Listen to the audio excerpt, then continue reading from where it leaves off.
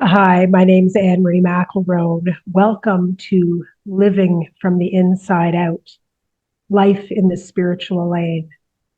I'm here with Judy Johnson, the head of the Brahma Kumaris Meditation Center in Halifax. And we're going to introduce you to Living from the Inside Out, a completely new podcast.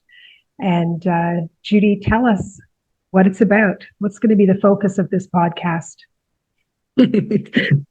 Yes. Hi, Anne Marie. Thanks for the invite. I think, we live in a world where we're so externally focused a lot because there's so much going on, and we need to pay attention to everything in our surroundings, family, work. And then we start taking care of our bodies and our homes. And there's noise inside of us going all the time as well. So something about bringing some congruence, some alignment between my inner world and my outer world. And instead of living from the outside in, okay, what's going on out there now? How do I feel about it? I think we want to switch that equation to how am I inside? Let's set myself in a state of inner resourcefulness, let's say, and then look out at the world and go, okay, now what's going on out there? And it will shift, of course, the way we see what's going on, but it's mostly to equip each of us with the wealth of resources that are internal to us that get left undiscovered or unused when our attention is so external, as it is because we're drawn there to pay attention to what we need to take care of. So it's just switching the equation for living, live from the inside out. And let's see, as an experiment, what would happen when we do that. Very interesting. So, what kinds of things can you imagine exploring in this podcast if we're making that shift to living from the inside out? What are some of the things that listeners can expect to find by tuning into this podcast? I think the topics will come to us as life events unfold. For us, the ones kind of in the podcast, our attention will be drawn to something. So again, we will choose the topics from the inside out. But I think the ones of late, recently, that have been quite interesting are things like, how do you know? So life gives you all kinds of challenges, but how do you know when the challenge you're living through right now?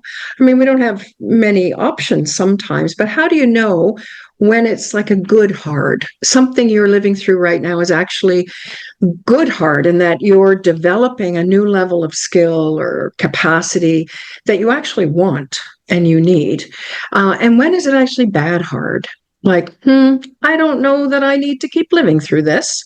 So that would be an example. Another one that came up the other day was around shame and how shame influences the way I show up in the world. And Brene Brown has done a lot of work on this, and we'll probably take it to another level, a little bit deeper, looking at it through a spiritual lens. Another one is time, our relationship with time. Is it possible to become a master of time? And that's not a controller of my date book.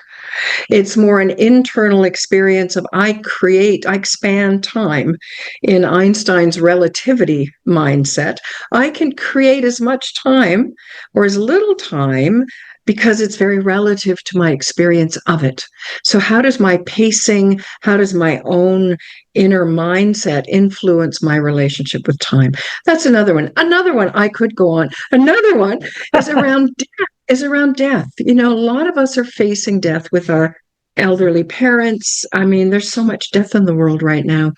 And the other day, kind of came in a group conversation here about how when we meditate, we're actually drawing the energy from our toes in a progressive relaxation way, all the way up to our heart and our feelings and our thoughts.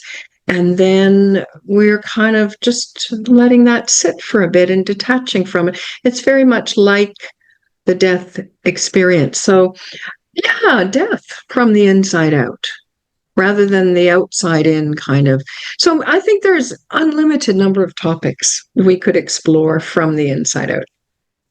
Yeah, it's really interesting because I guess when we think about situations in the world today, we can really be focused on a lot of the things that we don't have control over, right? The situations that are facing whether it's work, home life, world events. And it can be easy to get caught up in those. So it's interesting. It's an interesting perspective to try and look at it from the outside, from the inside out. So starting from a place where we actually have where we actually have control, where we actually have some autonomy. So yeah, that's very, very interesting. So for folks who may not know about the meditation center, maybe you can talk a little bit about that so people have a sense of what happens at the meditation center, so they know, what's the background, what's the expertise that you're going to be drawing on and that others are going to be drawing on as we start to have these conversations. This is the Brahma Kumaris Meditation Center in Halifax, and we sort of reach out to all of Atlantic Canada from here. We have meditators all around Atlantic Canada that zoom in and connect to this center. And we're one of 10,000 around the world. So it's an international non-governmental organization called the Brahma Kumaris World Spiritual University. And it's a learning place, learning about the human spirit. And how does the spirit work, and what are sort of the governing energies of the universe that influence me, a human spirit, in living. It's led by women.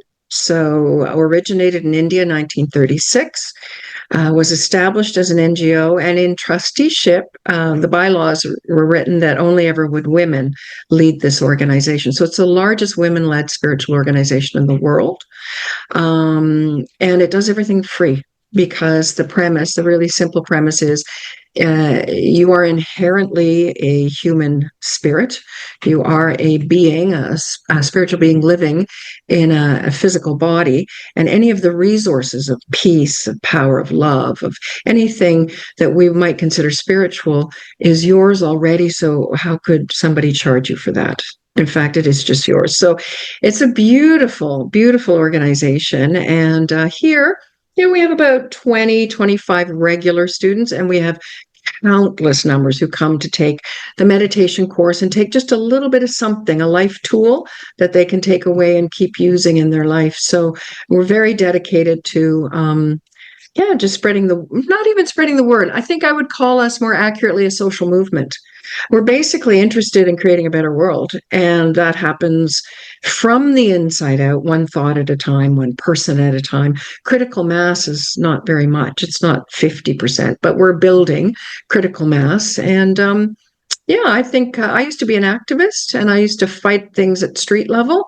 And now I see that activism internally, putting myself in the right frame of mind to bring the right energy in every situation, is actually bringing much more benefit in a ripple effect way than, well, I can't compare. I don't know the benefit of the social activist years, but certainly I'm more satisfied now. And I do see an effect on my immediate world, and I feel better about what I contribute to the world. So for me. Yeah, I love that image. I love that image of bringing the energy that you want to all situations. That's a beautiful image. So who can we expect to hear from on this podcast? Are we going to be doing interviews? Is the idea that we're going to be interviewing people from a variety of places with a variety of expertise in this exploration of the human spirit? Yes, I think because we are tuned in, we are linked in with meditation centers in 130 countries, we can go far afield. We can get people from all over the place. So that'll be very interesting as our topics emerge. And I know so many of our resources internationally. It'll be easy to say, oh, so-and-so knows a lot about this. Let's ask them. So we'll be able to draw from an international pool of resources, which I think is great. But I'd also like very much to focus locally.